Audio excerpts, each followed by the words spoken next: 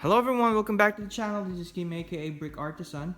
So it's been overdue for us to have a city update. So I thought it's best that we do it now. Um, in the past 2 weeks, I've had several projects done, and I've also purchased some sets and done some mocks. So this one will be an update for that. I've added some more base plates here for the sea area. It's closer now to the beachfront, but I still have a lot of things to do here. Not much has changed in the Lego Ninjago city area, but hopefully in the coming months there will be some more addition to it, especially the rumored Lego Ninjago city market. So hopefully that's a good set to add to the city. Then we have here still some of our mechs where the kids play around.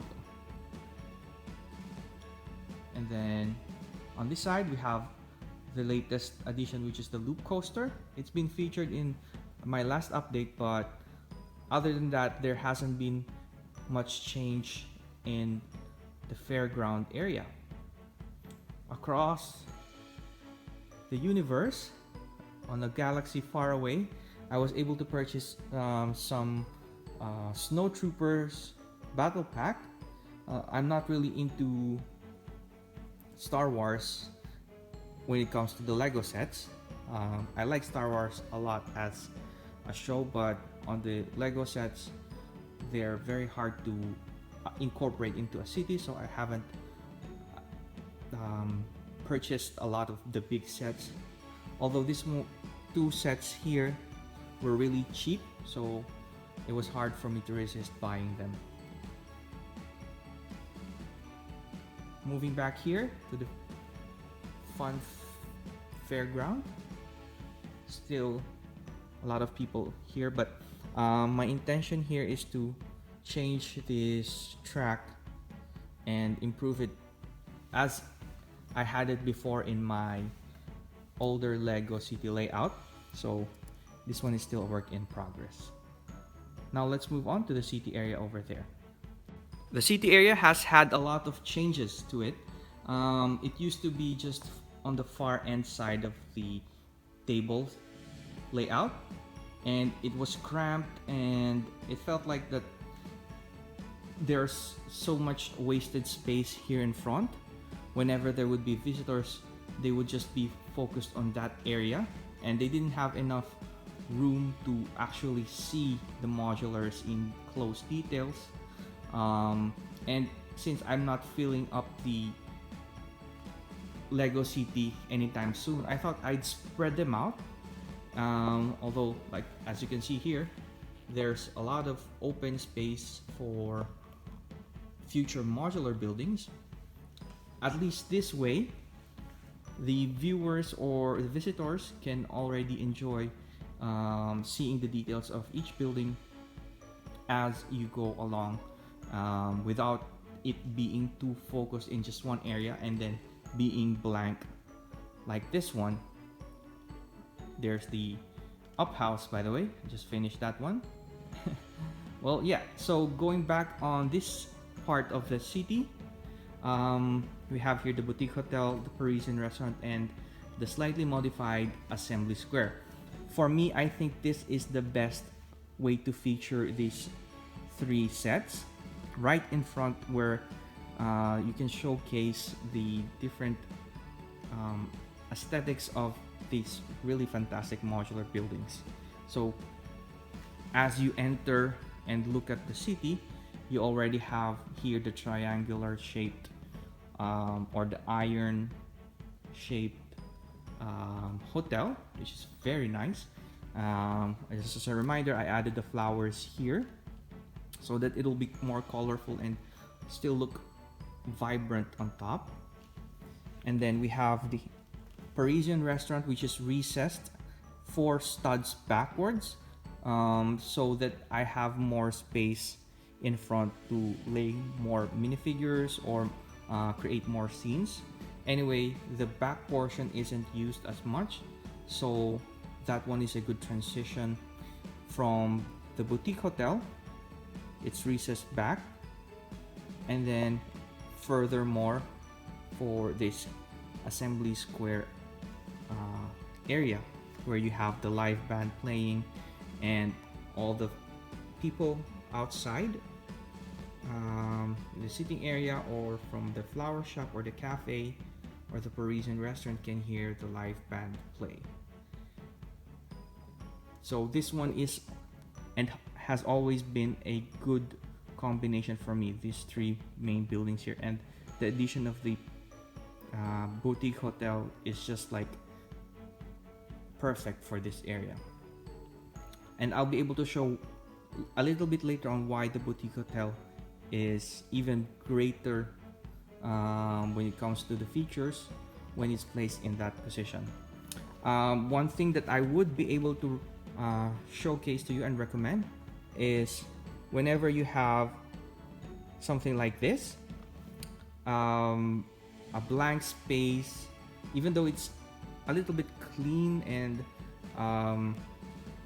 nice to look at, whenever you have blank space in your city, you could always fill it up with flowers, trees, or advertisements, or anything to make it look busier and to make it more cohesive with the transition from one building to the other.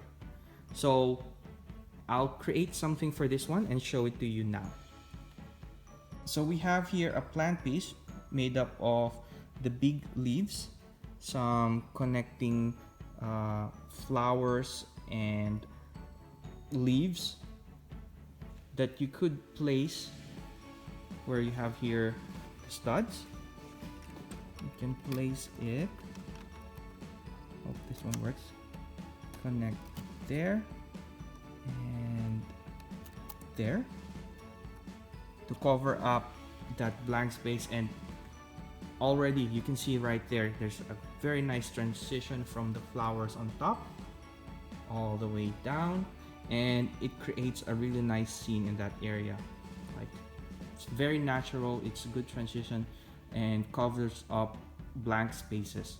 Could always also add an advertisement over there, but I think this one works really well, especially in this area where it's sort of like an old town feel where tourists come in to enjoy the scenery, the live music, and go to the hotel or the restaurant or the cafe or the flower shop. This one is a perfect scene for me, and I don't think I'll be changing this area anytime soon.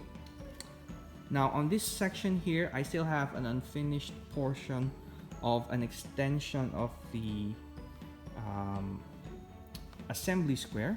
It's barely half a modular, but with the space that I need, it's perfect to have something like this to sort of close off the whole scene and then transition from this side onto the next area.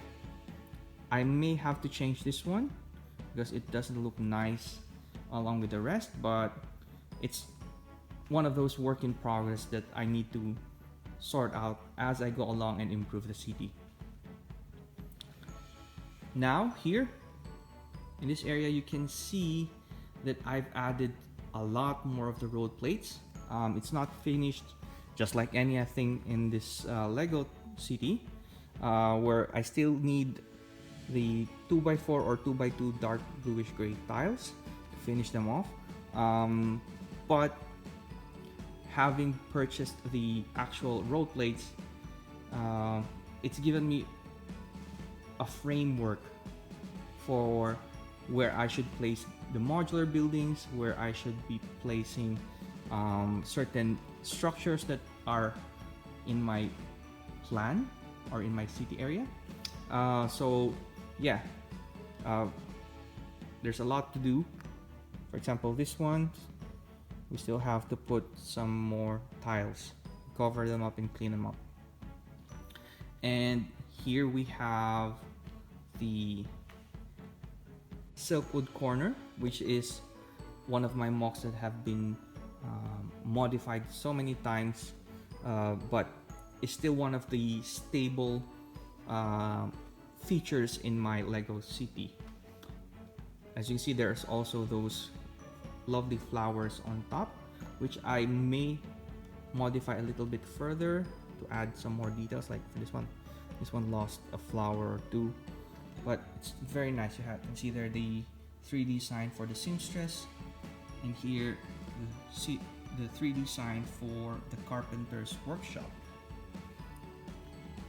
Then just beside it is the commercial building, and I think these three buildings here are a good combination as well, including the new modular alternative design that I've made for the jazz club, which is the magic shop.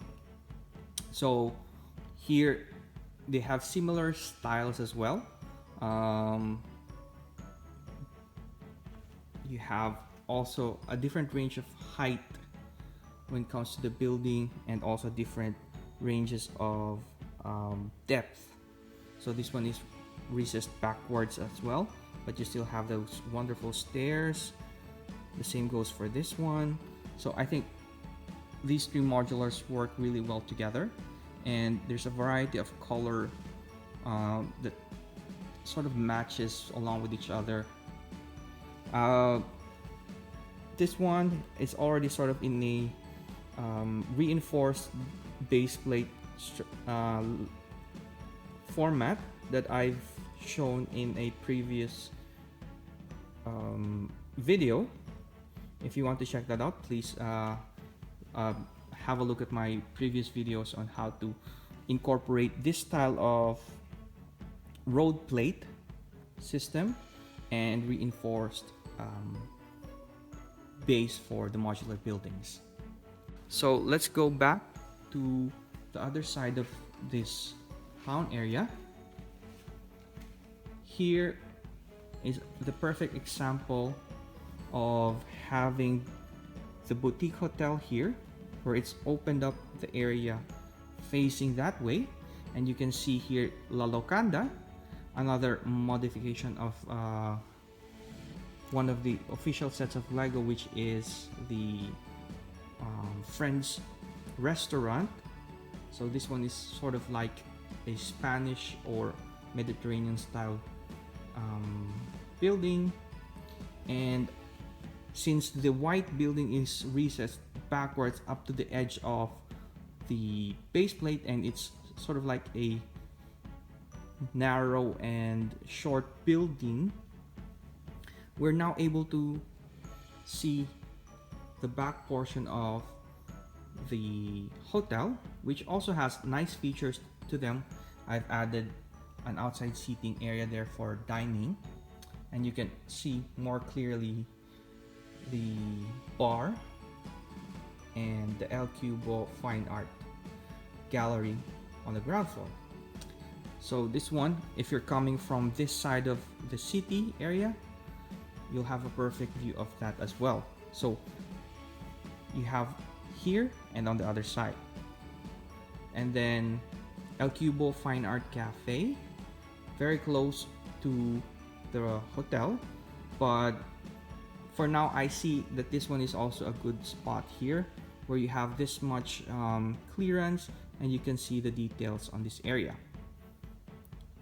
And then here, we're a work in progress. This one is a mock that's heavily based on Bricative's design, although I tweaked it a lot in the interior, but overall the design came from Bricative. And then here is the Lego store on the ground floor, which I intend to include on the next two levels. So this one will be a full store for Lego or just mainly toys. And we have here our latest modular building using two of the Creator 3-in-1 sets, which is the Cozy House. This one is called the Classic Townhouse, and Alex Nunes built this one on his Twitch live stream. So that was a very wonderful experience to be able to watch him build my design. And as I build my design here, he was also building it in the US. So yeah, that's a good way to be able to start up a design and build together with a friend. We have here the normal house modulars and the bookshop and pet shop. And then here we have some unfinished things that I might end up using later on. You have the modified McAllister mansion, as well as a mock with the footprint or layout based on the hotel, the boutique hotel. So this one is using my technique on the brick separators, which are being used as facade or walls or part of the windows. I mean, the roof area. On this area, I'm not sure about this part, but this is where I'm placing the diagon alley for now. And here we have the outdoor sports shop and the friend's business corner on that side, which is heavily modified now with a lot of pieces from my collection, but it's still a wonderful modification that I did using the friend's friend's apartment. Over on this side, we have the modular Ministry of Magic, the Harry Potter Hogwarts moments, which is turned into a modular. You can see from the back here, you have those books that have been used as walls, and this one is a facade that is connected to the scenes on those Harry Potter books. We have here another mock from a different designer. This one is from Inyong Bricks, and this one is the European Jazz Cafe. And then here we have the town square corner and my modification of the Joker mansion, which I turned into Wayne Hotel. And there is the corner for Emma's art school. On this side, we have another mock, which is the tuning garage, and then the noodle shop. And here we have the alternative design for the assembly square, which is the town square pub, the crown jewel, and then you have here the jazz club with the additional floor on the yellow building over there. So I think this one, as you can see, it balances out the building or the modular. Overall, it just looks nicer with that extra floor. And if we're able to place one more building here in this area, I think that one would look really, really nice, and it doesn't get overshadowed by the larger buildings on either side. So we have some space here that are free for other modulars. I might move the modulars around even further, but we'll see. There we have the medical clinic, the fire station and the police station, and then Sanctum Sanctorum, Daily Bugle, and then you have the small version of the Avengers Tower, and then the sitcom suites, and then the sit complex. Not much has changed in this area here, although there might be some rearrangements once I finish the modular version of the up house. So we'll see if it looks nice between these two buildings. If that's the case, I might end up moving these two somewhere else, or I might end up moving the Daily Bugle and the Avengers Tower somewhere else. On this corner here, we have the beekeeper shop and the enchanted house still together. They're not gonna be separated anytime soon, but I might end up moving them closer to the front so that they'll be featured more. We have here the chapel and the A-frame cabin with Winnie the Pooh and the tree house on this side. I have here some more trees, but this one isn't clean yet. I still need to arrange them properly, so there's still lots of things to do. Over on this side, we still have the Hogwarts Castle, and then the Red Lion's Castle and the Black Falcon Castle, as well as the Medieval Smith. But I don't think I'll be changing this setup anytime soon. I might add small structures here and there, but for now I'm happy with this setup. I'm not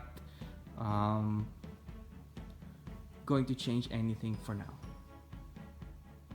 So yeah, there's lots of things to do and lots of improvements to be made.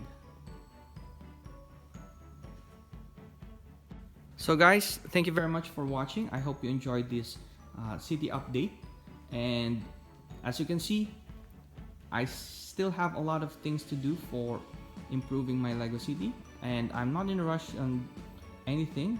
I'm enjoying the process. I'm trying to add as much details as I can for each modular building. So I hope you enjoy it and you get some ideas whenever you try to create your own Lego city. So that's it for now, guys. Thank you very much. If you enjoyed this video, please click the like button and the subscribe button, and turn on the notification bell if you want to get notified when I release new videos. Also, if you have comments on improving the Lego city, please put them in the comments down below. Anyway guys, thank you very much. Until next time, bye!